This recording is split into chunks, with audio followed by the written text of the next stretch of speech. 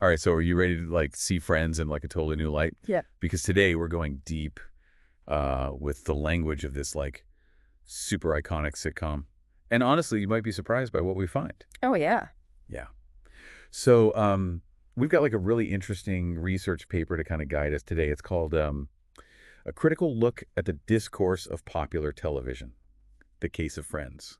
Oh, good. Yeah, it's a little bit of a mouthful, but basically it takes a deep dive into 3 episodes from like the 7th season. And it analyzes like everything from the grammar to like all the different themes. So it's like putting those Central Perk conversations under a microscope. Exactly. Yeah. Yeah. And like one of the first things that just like jumped out at me and the researcher too was just like how simple the language is. Mm. Like they found that most of the dialogue is like basic present and past tenses. Like there's very few of those like more complex structures, Yeah. you'd kind of expect in natural conversation. Yeah, like how often do you hear people using like the future perfect continuous tense, like in your day-to-day chats? Right. Probably not very often. Definitely not. Yeah. So is Friends like really reflecting how we actually speak? Huh. Or is it more like presenting this kind of like streamlined version of English? Like a greatest hits compilation. That's a great question, and it's one that the researcher like really digs into.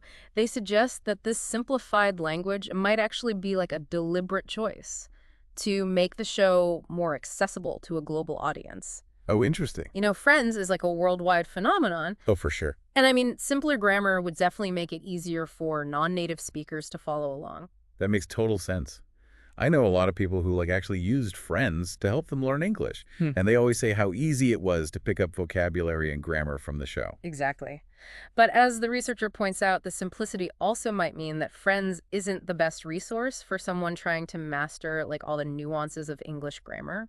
Right, like if you were prepping for some big presentation or trying to like impress someone with your advanced English skills, quoting Jody might not be the best strategy.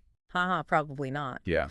Now, beyond just grammar, the researcher also looked at how the show creates a sense of place and time, or what they call situated identity. Okay. And this is where things get really interesting. They found that Friends actually has very few references to specific pop culture events, or New York City locations, or even like current events of the time. Yeah, it's funny because the show is so iconic for like being set in New York. Right. But you're right, it doesn't really feel tied to any like specific time or place. It's like its own little world. Exactly. And that could be another factor in its global appeal. By avoiding specific cultural references, the show becomes more relatable to people all over the world, regardless of their background. Yeah, but it also raises the question, does this lack of specificity make the show feel somewhat generic or even a little bit artificial? Like, does it sacrifice authenticity for the sake of broader appeal? I'm curious to hear what you think. That's a great question. And one that leads us to another fascinating aspect of the research, the power dynamics at play in one particular storyline. Remember Rachel's assistant Tag? Oh yeah, the one she had a bit of a crush on. Precisely. The researcher focuses on their relationship, highlighting how Rachel, despite her generally good intentions, often blurs the lines between boss and friend, which creates some ethically questionable situations. Like that awkward job interview, Yeah. where she was clearly more interested in Tag's looks than his qualifications. Exactly. And remember how she just casually asked about his dating life, used very informal language with him, and even took his picture without a real reason? Yeah, it's funny on the surface, but when you think about it, it does raise some questions about like appropriate workplace behavior, especially for someone in a position of power. What do you think? Is this like a realistic portrayal of a boss-employee relationship? That's where things get interesting. It's likely exaggerated for comedic effect, but it does make you wonder if it subtly normalizes certain behaviors that could be problematic in a real-world setting. Yeah, and it makes you think about those subtle messages we might be picking up from the media we consume without even realizing it. Absolutely. It's a reminder that even a lighthearted sitcom can be packed with deeper meaning and potential biases. Which brings us to the concept of media literacy. Okay, let's unpack that term for a second. Essentially, media literacy is about being a more conscious and critical consumer of media. It's about looking beyond the surface and asking questions like, what are the underlying messages here? What are the potential biases? How is this show shaping my understanding of the world? So it's like watching Friends with a detective's hat on, searching for clues about how language, culture, and power dynamics are portrayed. Exactly. And that brings us back to the language learning aspect. The researcher argues that while friends might be a fun way to learn some basic English, it's important to be aware of its limitations. Right, because if you're relying solely on friends for your understanding of English grammar and social norms, you might be missing out on some important nuances. Mm-hmm. What do you think? I completely agree. It's crucial to expose yourself to a variety of sources, especially when it comes to language learning. Friends might be a great starting point, but it's just one piece of the puzzle. So what does all this mean for you, the viewer? It suggests that while you can still enjoy Friends for its humor and entertainment value, it's worth taking a deeper look at what's going on beneath the surface. Think about the language being used, the power dynamics between characters, and the messages the show might be sending about relationships, work, and even society as a whole. So it's not about ditching Friends altogether. It's about watching it with a more critical and discerning eye. Exactly. And that's a skill that can be applied to any type of media you consume, from TV shows to movies to news articles. It's about becoming an active participant in the media landscape rather than just a passive consumer. And that's a powerful tool to have in today's world. Absolutely. Now let's dive a bit deeper into some of the specific themes the researcher uncovered. Sounds good to me. So one of the things that really struck me in the paper was how the researcher points out that Friends, while it deals with all those like universal themes like relationships, dating, everyday life, it presents them in a way that feels kind of sanitized. Yeah, like everyone always has perfect hair and like a rent-controlled apartment in Manhattan and never seems to like worry too much about money. Right. Not exactly relatable for the average viewer, is it? Right. And that ties into what the researcher calls this lack of congruence between like the situations in the show and the language that the characters actually use. Right. Basically, they argue that in real life, people's language would be much more emotionally charged. Especially during all those high stakes moments, Friends is known for. Oh, I see what you mean. Like, remember that episode where Rachel and Phoebe are fighting over who gets to be Monica's maid of honor? Yeah. Like, they're both, like, really upset, but they're talking about it in this super casual way. Like, they're just deciding what to order for takeout. Exactly. That's like a perfect example. Yeah. And the researcher suggests that this disconnect between the situation and the language might actually reinforce the idea that Friends, while entertaining, isn't always a reliable guide to how people actually speak. So you're saying that, like, if you were to walk into a real-life friend group and start talking like a Friends character, you might get some strange looks. You might. Yeah. Haha, especially if you're trying to navigate like a tricky situation. Right. Now, another point the researcher brings up is the show's reliance on humor. Yeah. I mean, we all love Friends for those iconic jokes and the witty banter. Oh, for sure. But the researcher suggests that the humor often relies on stereotypes and oversimplifications. Like how Joey is portrayed as, like, the lovable but kind of clueless ladies' man. Or how Chandler, like, constantly uses sarcasm to kind of mask his insecurities. Exactly. And those tropes can be funny, but they can also limit the character's depth and complexity, and potentially even perpetuate harmful stereotypes. Yeah, it's like they're kind of trapped in their comedic roles. Mm-hmm. Which can be entertaining, but maybe not the most, like, realistic or insightful way to portray human relationships. Right. So the question becomes, does the show's reliance on humor while making it like a global hit come at the expense of exploring those deeper, more complex themes? What do you think? That's a great question, and it's one that kind of gets to the heart of this entire deep dive.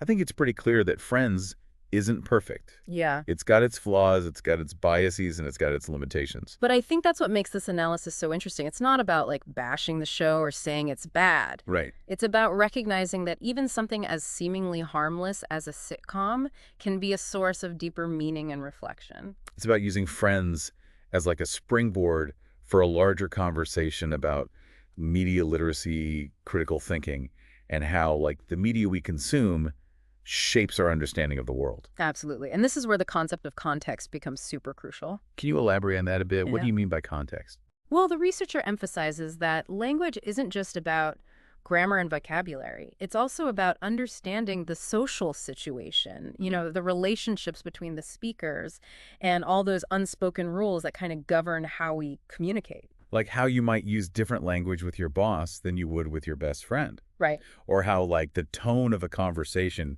can completely change depending on the setting. Exactly. And that's something that can be really difficult to grasp just from like studying textbooks or language learning apps. Yeah. They might teach you the words, but they don't always provide that like real world context Right. that gives those words their full meaning. So how does Friends fit into all of this? That's where things get interesting.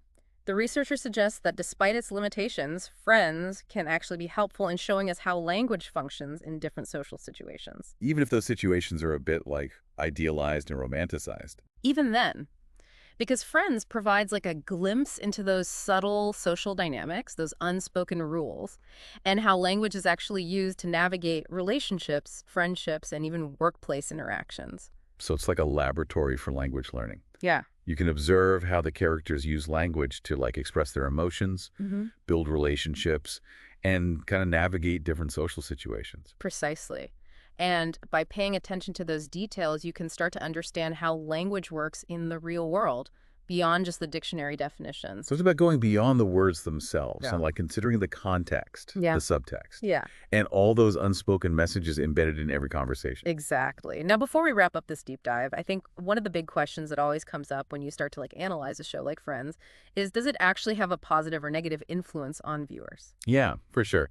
And I appreciate that the researcher doesn't try to give, like, a simple answer. Yeah, it's not like a thumbs up, thumbs down situation. Exactly.